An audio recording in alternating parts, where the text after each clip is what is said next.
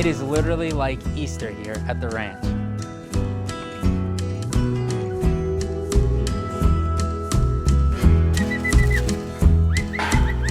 Ah, that's what I was worried about. It's collection day. Got to get 2 of our cows loaded up, take them down to a facility just south of Austin, Texas.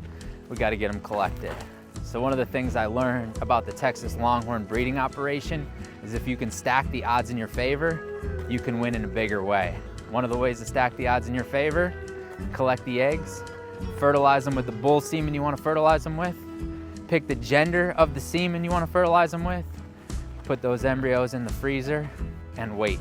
You can stack the deck in your favor, get 2, 3, 4 babies a year, sell a couple, keep a couple. Life doesn't get much better than that. Now for the fun part, loading the cows. It's very important you have the right catch pen system, which means you have to buy a lot of gates and you have to have a lot of holding pens. And if loading 80-inch cows wasn't hard enough, I enjoy doing it with Beto. Beto doesn't speak a lick of English, and my Spanish es no bien. Once we get these cows loaded, this little bugger decides to take off and run into the pasture. We really wanted to take their bull calves with them to get collected because we didn't want to put too much stress on the mom cows and we didn't want to put too much stress on the babies staying back at the ranch. Finally, we got them loaded, and Beto decided I needed to get loaded as well and just closed the gate. You locked in? Yeah, lock me in the trailer, dude. Taking me to get collected. Now that we made it to the facility, we let the experts take over, except for April. This is one stubborn cow. Musty, she was easy peasy. She went right into the chute for them. The first order of business, give these ladies an epidural because they got a lot of things going up into a lot of places. It was their job this day to collect as many offsites as possible. So they stuck things in places I don't want to talk about to collect the eggs. And once they collected those eggs, they fertilized them. It is literally like Easter here at the ranch. Come on, guys. Welcome home. Free at last, free at last, free at last. Go eat some cubes. Don't eat these ones, dude. All you can eat buffet out there. Woo! Ho! Ho! Man, this trailer is not looking good here. Oh, you got balls. Eggs have been secured, genetic greatness possibly in the making, waiting on the facility to give me a call back. I should hear back any moment to tell me how many of those eggs turned into viable embryos. In the meantime, I got 2 hours to kill. I'm going stir crazy trying to decide if these eggs are actually gonna turn into something, and then we're heading down to downtown Austin. I'm gonna serve some entrepreneurs at the Go Abundance Champions event, talk about age-defying health.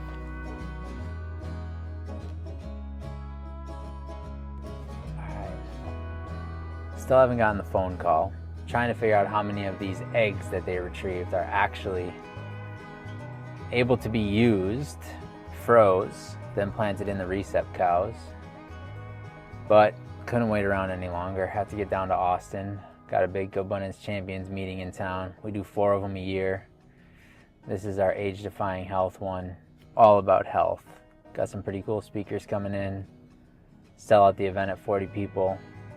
Guys flying from all over the country.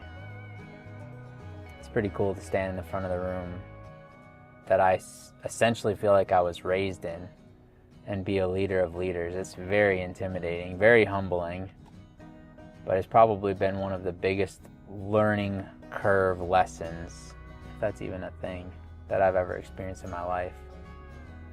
Trying to facilitate and lead. A lot of speakers make the mistake that they think when they're in the front of the room, they have to do all the talking. It's not true. When you're in the front of the room, it's your job to facilitate and hold the container for the conversations. And it's actually the most impactful if you ask questions, open-ended questions, engaging questions, and let people ponder them, work through them, talk through them, and you just facilitate the discussion rather than try to be the focal point of the discussion.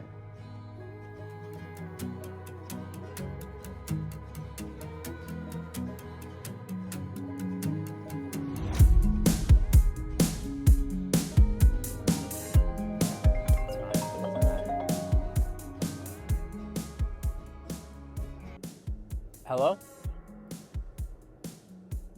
Yep. I've been waiting for the call all day. It's the eggs.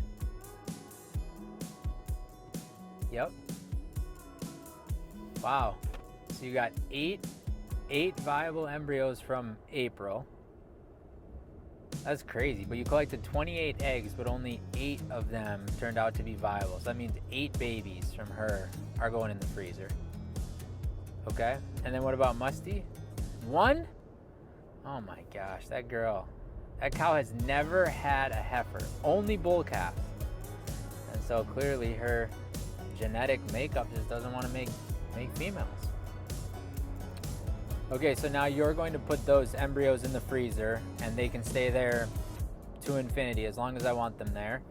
And then whenever we're ready to plant them, I just either bring you a recep or you'll find a recep for me, we plant it, and once they're 90 days confirmed bred, I pick them up.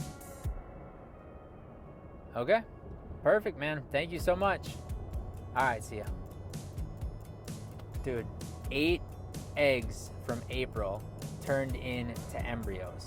That means that $1,300 cow we bought off of Craigslist not only gave us a heifer that's probably worth $10,000 or more, she also just gave us 8 females that we can plant into a recep cow or a surrogate cow at any time to either have and raise for ourselves or to sell. And Musty, whose full sister sold for $100,000, gave us one embryo, one heifer sexed embryo.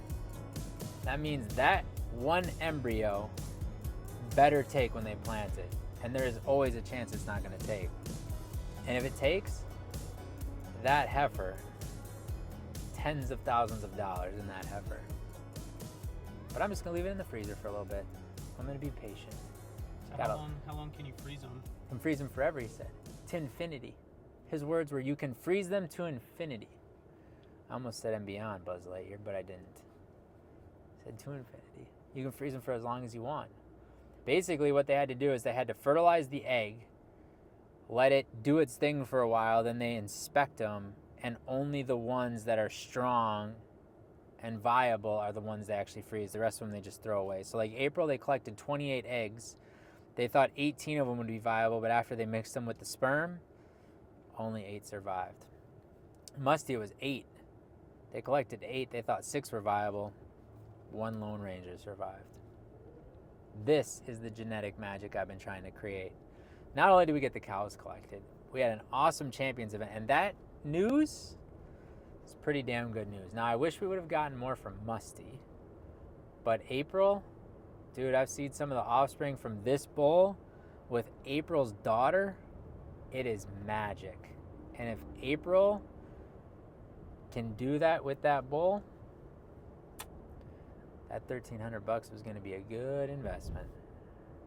And the best part about this, that cow I got for $1,300 off of Craigslist turns out to be bred by my mentor, my business partner in the Longhorn space, and the guy whose ranch we're going to this weekend.